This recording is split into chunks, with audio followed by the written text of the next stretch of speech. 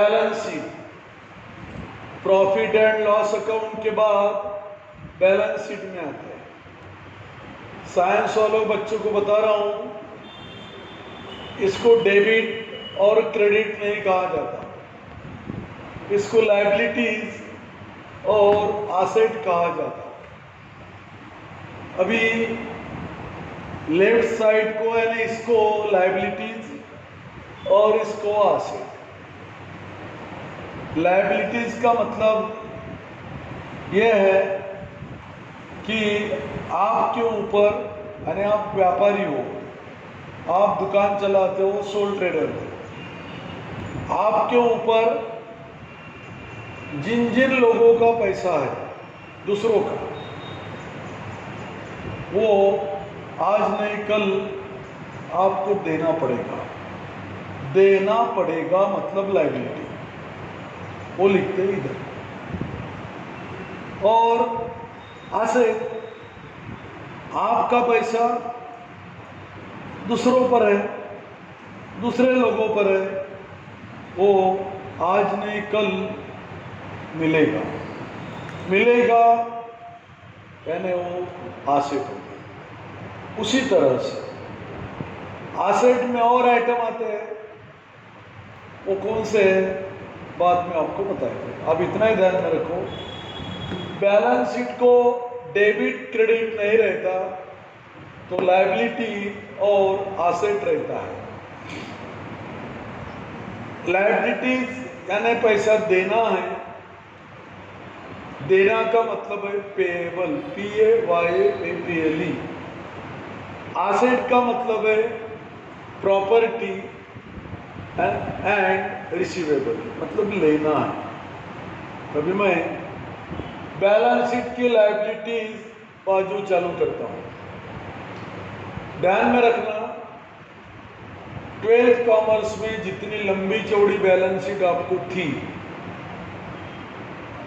है तो ऐसे ही, पर यहाँ पर पार्ट 1 के सोल ट्रेडर में आइटम थोड़े कम हो जाते हैं। तो अभी जो डिस्कशन कर रहा हूं वो केवल नॉन कॉमर्स बच्चों के लिए। Capital, opening capital. Opening capital का मतलब है, ओपनिंग म्हणजे साल के पहले दिन।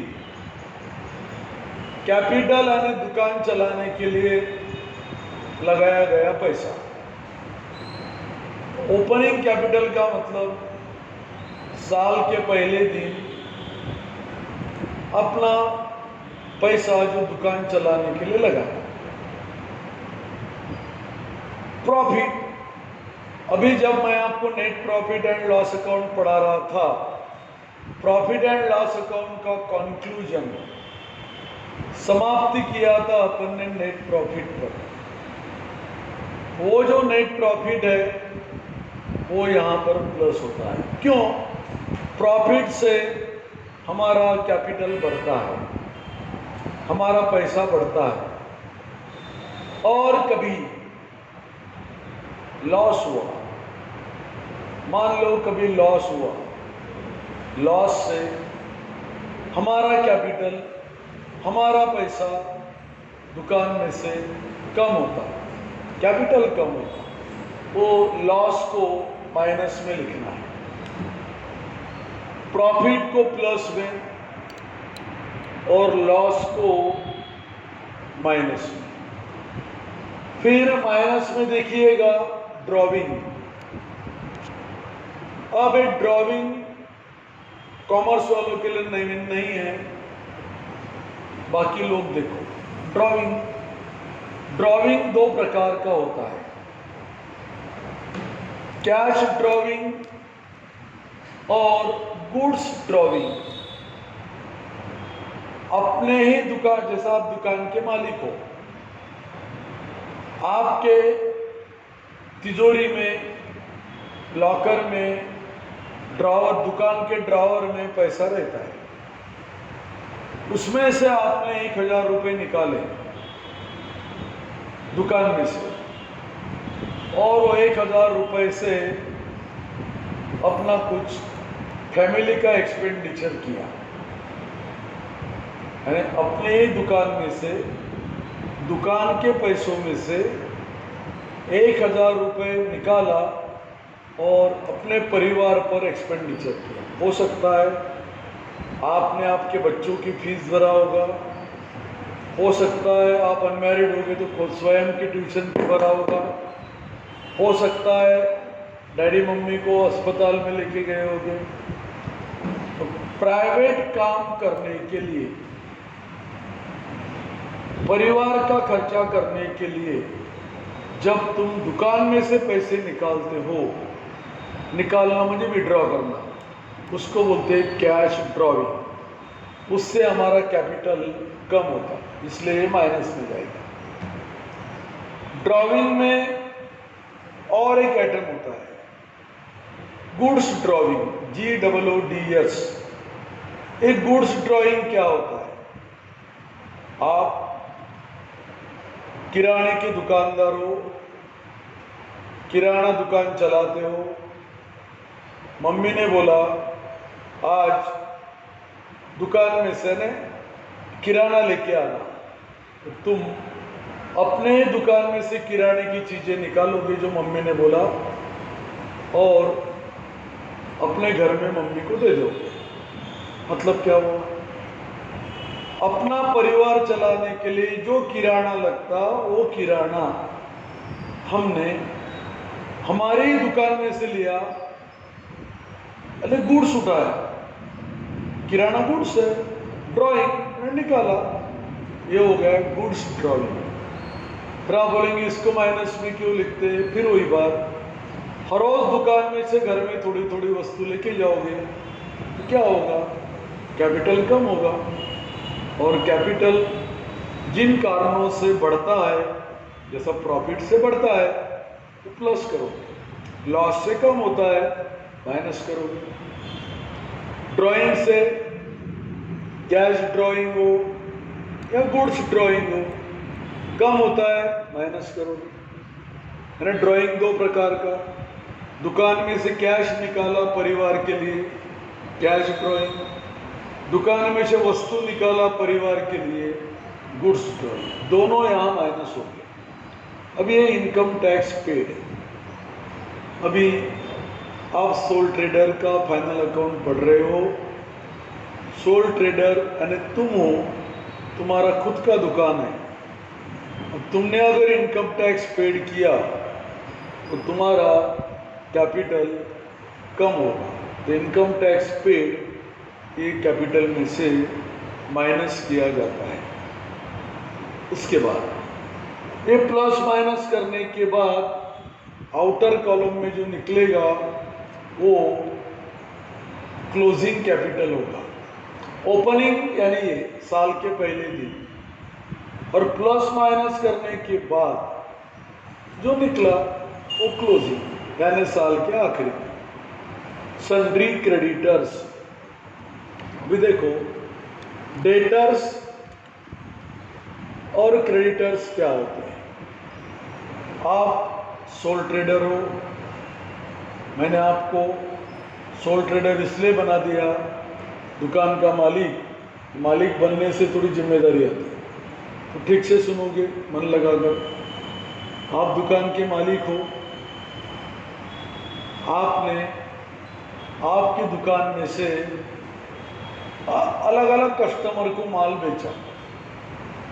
मान लो एक महीने में तुम्हारे दुकान में से या एक साल भरे में तुम्हारे दुकान में 1,000-2,000 कस्टमर आए। उसमें से कुछ कस्टमर को तुमने उधार माल बेचा, उधार मतलब क्रेडिट।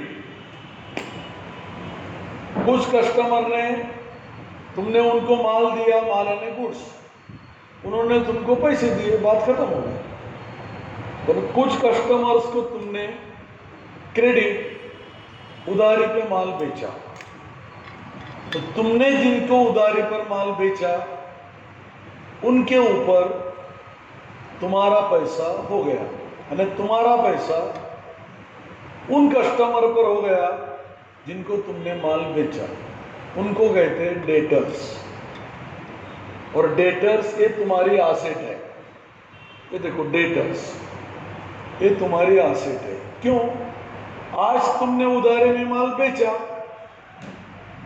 2-4 महीने के बाद पैसा मिल ही जाएगा।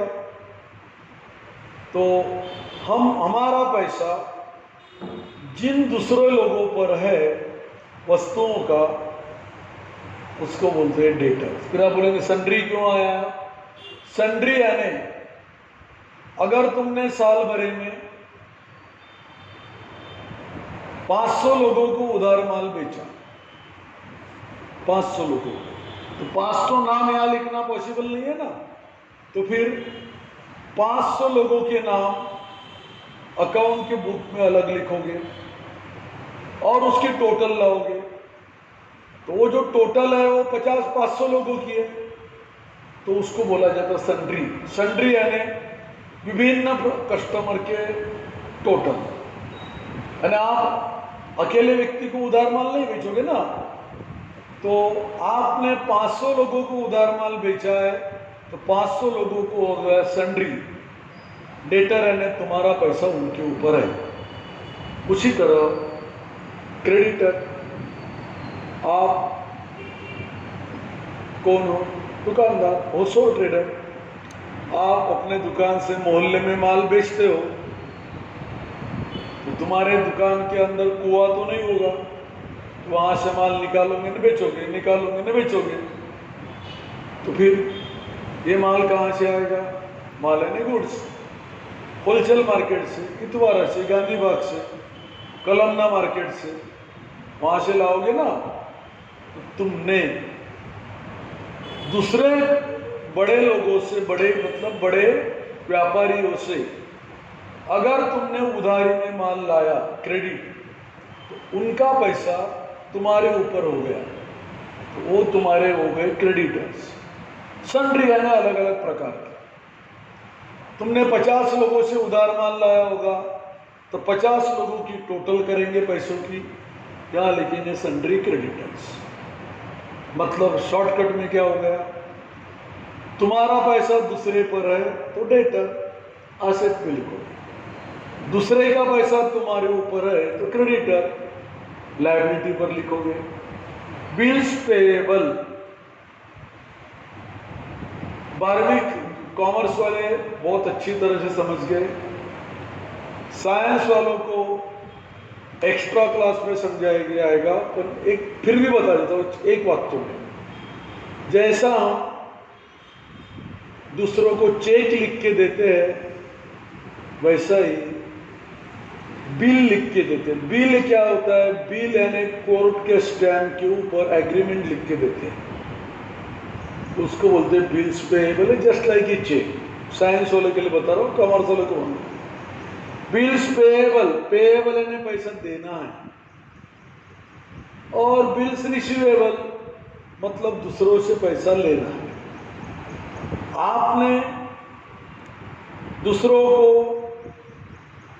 बिल लिख के दिया तो पेमेंट करना पड़ेगा, और आपने दूसरों से लिखवा कर लिया तो पेमेंट मिलेगा, उसको बोलेंगे हम रिसीवेबल। उसके बाद आउटस्टैंडिंग एक्सपेंसेस। देखो, आउटस्टैंडिंग का मीनिंग थोड़ा सा अलग है। अलग का मतलब 2 मीनिंग है उसको। आउटस्टैंडिंग, यह शब्द एक्सपेंडिचर के साथ कनेक्ट होके आया तो उसका मीनिंग अनपेड होता है, और इनकम के साथ कनेक्ट हुआ तो उसका मीनिंग अनरिसीव्ड होता है। जैसा एक ही लड़की, मैके में उसको क्या बोलते? बेटी, और उधर बहू। तो आउटस्टैंडिंग इनकम के साथ कनेक्ट होके आया तो उसको मान लेना अनरिसीव्ड है वो, और एक्सपेंडिचर के साथ कनेक्ट होके आया तो income, expenditure, sorry, outstanding expenditure. Outstanding क्या होता है? कॉमर्स वालों को बताने की जरूरत नहीं है, साइंस वालों को समझना चाहिए। एक्स्ट्रा पीरियड पूरे होने तक, तब तक बता दें। आपके यहाँ, आपके घर में आपके मम्मी ने एक नौकरानी लगाई काम करने के लिए। उस नौकरानी ने 12 महीने आपके यहाँ काम किया और आपके मम्मी ने उसको केवल 10 महीने का सैलरी दिया और मम्मी ने उसको बोला कि तेरी 2 महीने की सैलरी बाकी है, वो मैं तेरे को दूंगी बाद में। मतलब 12 महीने काम किया नौकरानी ने आपके घर में, 10 महीने का पेमेंट ही दिया आपने, 2 महीने का देने वाले हो, तो ये आपका एक्सपेंडिचर हो गया। तो इसको हम बोलेंगे आउटस्टैंडिंग एक्सपेंडिचर। अब आपकी मम्मी कहाँ लिखेंगी? लायबिलिटी बाजू पर, क्यों देना है। और उसी 2 महीने के एक्सपेंडिचर को आपकी मम्मी आउटस्टैंडिंग एक्सपेंडिचर बोलेगी, पर आपकी नौकरानी जो आपके घर में काम करते हैं वो बोलेंगी outstanding income, unreceived income, receivable income. क्यों?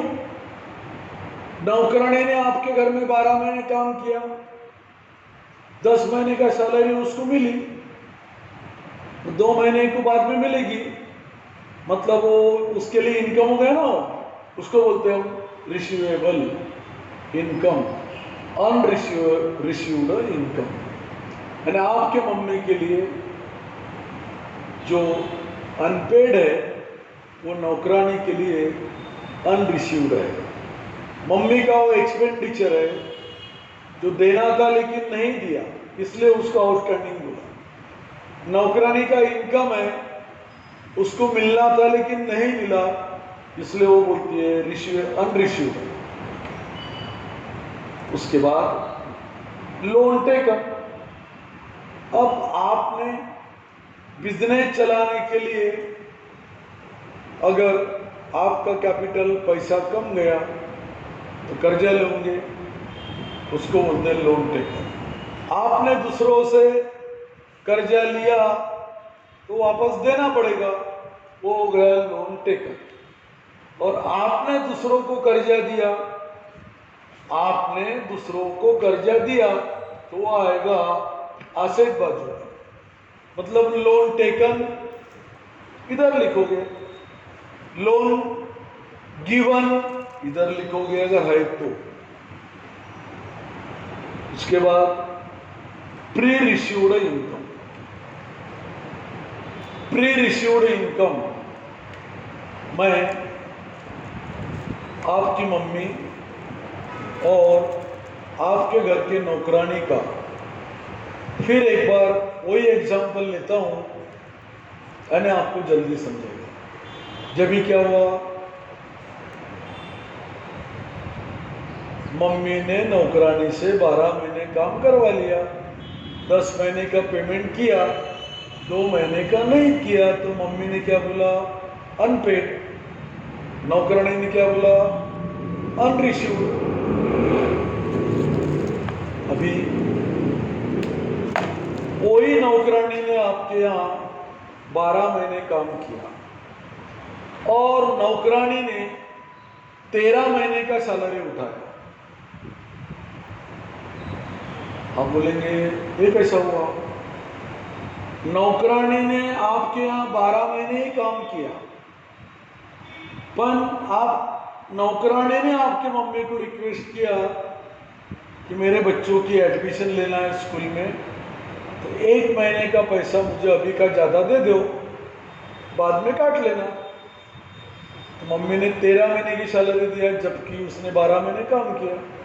ये जो 1 महीने की सैलरी आपके मम्मी ने नौकरानी को ज़्यादा दिया, वो उसको दान में नहीं दिया, तो वो थोड़े थोड़े पैसे बाद में अगले साल वसूल कर लेगी आपकी मम्मी। ये जो 12 महीने काम करके आपकी मम्मी ने नौकरानी को 13 महीने का सैलरी पेड किया, 1 महीने का जो सैलरी पेड किया उसको बोलते हैं प्रीपेड, क्या बोलते हैं उसको, प्रीपेड। प्री यानी पहले, पेड यानी दिया। यानी 13 महीने में जो 12 महीने की सैलरी वो इस साल की है, 1 महीने की सैलरी अगले साल की है। अगला साल तो शुरू हुआ ही नहीं, पर मम्मी ने पेमेंट तो कर दिया। प्री यानी पहले, जल्दी पेमेंट करना, उसको बोलते हैं प्रीपेड। तो मम्मी बाद में वसूल कर लेगी। और जिसको आपके मम्मी ने प्रीपेड बोला उसको नौकरानी बोलेगी प्री रिसीव्ड। क्यों, उसको मिला। प्री यानी क्या, जल्दी मिला। यानी 13 महीने में 12 महीने का इस साल का है, और 1 महीने का जो उसका सैलरी ज्यादा मिला आपके नौकरानी को, वो अगले साल की है। जिसका काम उसने किया ही नहीं, अगले साल की इस साल मिली, उसको बोलते हैं प्री रिसीव्ड इनकम। जिसके लिए मम्मी प्रीपेड बोलेंगी उसको नौकरानी प्री रिसीव्ड बोलेंगी। उसके बाद reserve end funds. Reserve end funds ये क्या होता है? रिजर्व हर मम्मी को मालूम है, हर डैडी को मालूम है। आपके डैडी मम्मी या आप दुकान चलाते हो, मान लो आप प्रॉफिट में से थोड़ा सा पैसा हर साल निकालते हो, जो ये सोचकर जमा करते हो कि फ्यूचर में, भविष्य में अपने काम में आएगा। यानी हर साल के प्रॉफिट में से थोड़ा थोड़ा पैसा निकालना और जमा करना, चाहे वो बैंक में जमा करो या अपनी ही दुकान में, उसको बोलते रिजर्व, या उसको बोलते FUND फंड, रिजर्व या फंड। एक बहुत अच्छा एग्जांपल देता हूँ। आजकल पेरेंट्स थोड़े प्रिकॉशंस बहुत लेते हैं। घर में जब बच्चा होता है, चाहे लड़की हो चाहे लड़का, मैक्सिमम पेरेंट्स लोग जब वो 2, 4, 5, 6 महीने के रहते हैं बच्चे, तो उनके नाम से अकाउंट खोलते पोस्ट ऑफिस में या बैंक में, और हर महीने में थोड़ा थोड़ा पैसा जमा करते। क्यों? अगर वो लड़की है तो लड़की की मैरिज के लिए पैसा जमा हो जाएगा, लड़का है तो एजुकेशन के लिए पैसा जमा होगा। हर साल अपने इनकम में से थोड़ा पैसा अलग निकाल के रखना, उसका नाम है रिजर्व या फंड, FUNDS फंड्स। ये हो गया रिजर्व फंड। अभी ये GST, मोस्ट कंफ्यूजनेबल आइटम, केवल बच्चों के लिए नहीं तो टीचर के लिए भी, जो अधूरा नॉलेज रखते हैं वो। GST 3 जगह इसकी अलग अलग एंट्री आपको दिखेगी। एक GST यहां पर भी है लायबिलिटी पर, एक GST इधर भी है एसेट पर, और एक GST P&L अकाउंट में भी आपकी हो चुकी है। ये क्या है? तो GST receivable, payable and unrecovered, 3 प्रकार की होती है। जिस प्रॉब्लम में वो आएगी, तीनों आइटम एक साथ आएंगे, उस वक्त आपको समझा देंगे। फिर आप बोलेंगे इधर कब लिखना, उधर कब लिखना, कंफ्यूज मत हो। मैं ये नहीं बोलूंगा कि टॉस करना, हेड आया तो इधर लिखना, टेल आया तो उधर लिखना, और सिक्का खड़ा हो गया तो P&L में लिखना, ऐसा नहीं बोलूंगा मैं। जिस प्रॉब्लम में आएगा पूरा समझा देंगे आपको, अभी बताकर कोई फायदा होगा नहीं। Cash in hand, cash at bank. हम एसेट साइड पर आ चुके हैं, और एसेट साइड मैं आपको नेक्स्ट वीडियो में बताऊंगा। बाजू पर cash in hand, cash at bank. जो 12th में कॉमर्स में नहीं थे, आप बोलेंगे साला कैश इन हैंड तो भिखारी के हाथ में होती है, दररोज पैसा लेके घूमता है वो कैश इन हैंड नहीं। और वो मिलाने की कोशिश भी मत करो, अच्छा नहीं हो। तो कैश इन हैंड क्या होता है? आप कौन हो? सोल ट्रेडर, दुकान के मालिक। हर रोज माल बेचते हो, पैसा आता है, ड्रावर खोलते हो बंद करते हो, खोलते हो बंद करते हो। तुम्हारे ड्रावर में या अलमारी में या तिजोरी में, दुकान के अंदर जो पैसा है कैश है, कैश इन है। और जो पैसा तुमने बैंक अकाउंट में जमा किया, बैंक में जाकर, उसको बोलते हैं cash at bank. Prepaid expenses अभी बता चुका हूं, नौकरानी का एग्जांपल दिया था मैंने आपको। बिल्स रिसीवेबल तब बताया मैंने जब आपको बिल्स पेएबल बताया, आज ही बताया। उसके बाद डेटर्स मालूम है आपको, क्रेडिटर इधर, डेटर इधर। इन्वेस्टमेंट, आप सोल ट्रेडर हो, आपके दुकान में ज़्यादा का पैसा था, ये ज़्यादा का पैसा अगर आपने रिलायंस कंपनी के शेयर्स में डाला या बैंक में फिक्स डिपॉजिट डाला, तो अपने दुकान का ज़्यादा का पैसा अगर हम दूसरों के कंपनी में डालते हैं या बैंक में डालते हैं, उसको बोलते हैं इन्वेस्टमेंट, और वो हमारी आसेट है।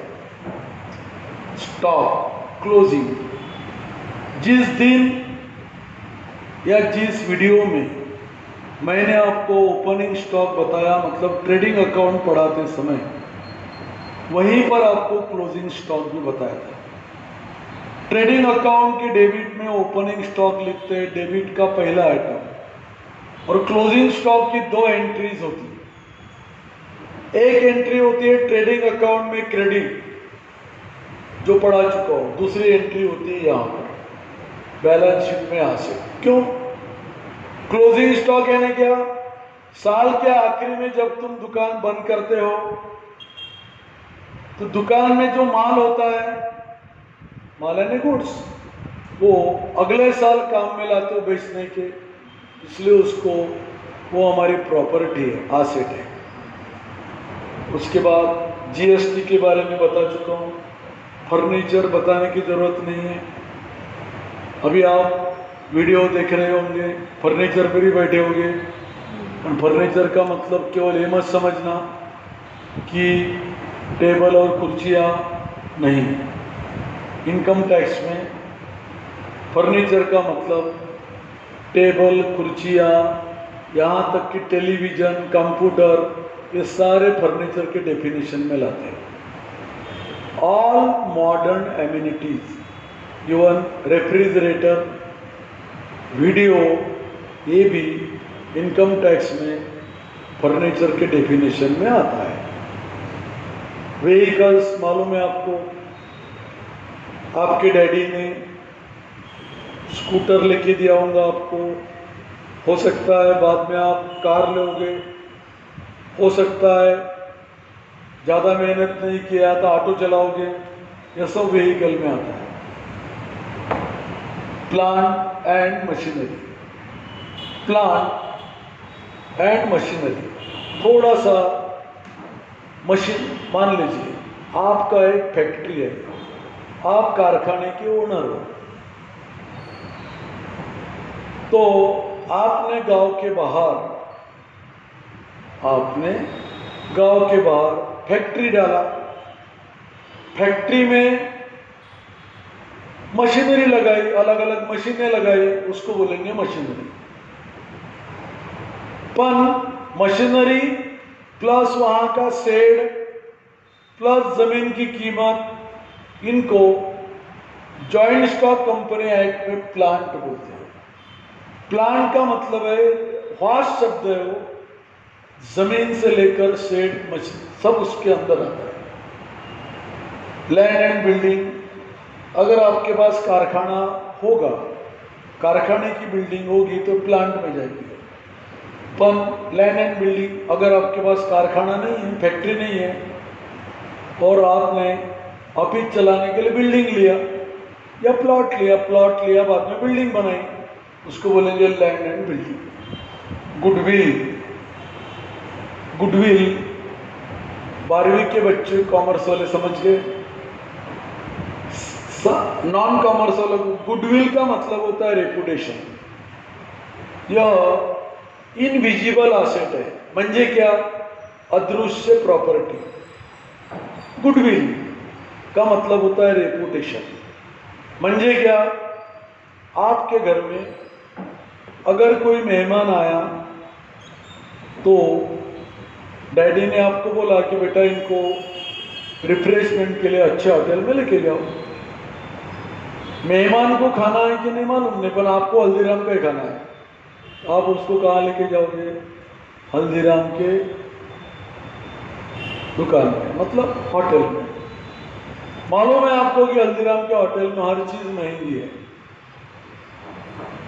मान लो कि वहां पर हल्दीराम के होटल में पेड़े 400 रुपए किलो है और बाकी जनरल दुकान में 300 है। तुम जो उसको 100 रुपए ज्यादा दे रहे हो हल्दीराम जी को, वो उसका रेपुटेशन है, गुडविल है। किस तरह से गुडविल निर्माण होती है? गुडविल निर्माण क्यों होती? लॉयल्टी यानी प्रामाणिकता, डेडिकेशन, उसका पूरा उसमें डेडिकेशन, समर्पण। तो कोई भी दुकानदार, हर किसी दुकानदार की गुडविल नहीं होती। आप 12वीं पास हो गए होंगे तो बीकॉम पार्ट 1 का एडमिशन कहाँ लेना, पहले बड़े बड़े नाम देखे होंगे।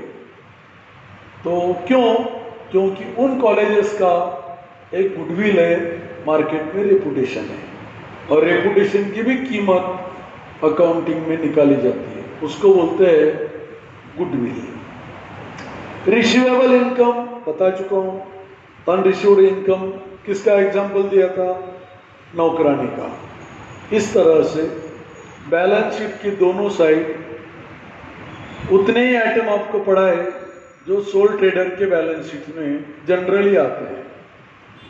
12th क्लास की बैलेंस शीट काफ़ी लंबी चौड़ी थी, बहुत लंबी थी, उसमें से कुछ आइटम्स यहाँ पर कम हो गए। ये सोल ट्रेडर के फाइनल अकाउंट पढ़ाते समय